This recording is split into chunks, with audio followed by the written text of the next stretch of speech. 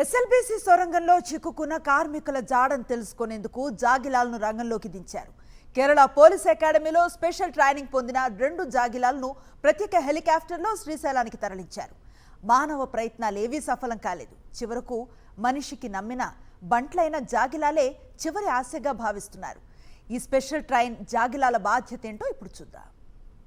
శ్రీశైలం ఎడమగట్టు కాలువ సొరంగంలో చిక్కుకుపోయిన 8 మంది కార్మికుల జాడ కోసం గడిచిన 13 రోజులుగా సహాయక బృందాలు నిర్విరామంగా శ్రమిస్తున్నాయి. వందలాది మంది ప్రయత్నాలు చేసినా ప్రతికూల పరిస్థితుల కారణంగా వారి ఆచూకీ కనుగొనలేకపోయారు. ఆఖరి ప్రయత్నంగా సొరంగంలో చిక్కుకున్న 8 మంది కార్మికుల జాడ పసిగట్టేందుకు కేరళలో ప్రత్యేక శిక్షణ పొందిన పోలీస్ కుక్కలను తీసుకువచ్చారు.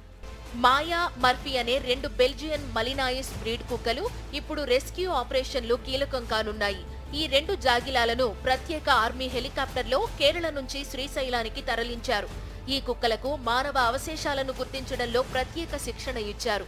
కావాడార్ అనే శిక్షణ పొందిన 2 కుక్కలు సొరంగంలోని మనుషులను గుర్తిస్తాయని రెస్క్యూ ఆపరేషన్ సిబ్బంది ఆశిస్తున్నారు. మనిషి వాసన, దుర్గంధం ఆధారంగా మట్టిలో కూరుకుపోయిన శవాలను గుర్తించడంలో ఈ కుక్కలు ప్రావీణ్యం సాధించాయి. వీటికి మనుషుల రక్తం, దంతాల ద్వారా ట్రైనింగ్ ఇస్తారు. సూడోసెంట్ అనే ప్రత్యేక రసాయనం ద్వారా ఈ కుక్కలకు తర్ఫీదునిస్తారు. ఈ రసాయనం మానవ మృతదేహం కుళ్ళిన తరువాత వెదజల్లే దుర్గంధం లాంటి వాసన కలిగి ఉంటుంది. కేరళలోని ఇడుక్కిలో 2020లో భారీ ఎత్తున విరిగిపడిన కొండ చర్యల కింద చిక్కుకున్న మృతదేహాలను మాయా, మర్ఫీ వెతికి పట్టుకున్నాయి.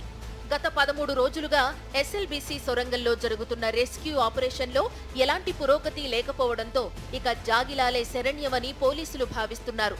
దుర్ఘటన జరిగిన ప్రాంతానికి రెస్క్యూ బృందాలు చేరుకున్నా అక్కడ మట్టి, బురదలో చిక్కుకున్న శవాలను గుర్తించడం అసాధ్యంగా కనిపిస్తోంది.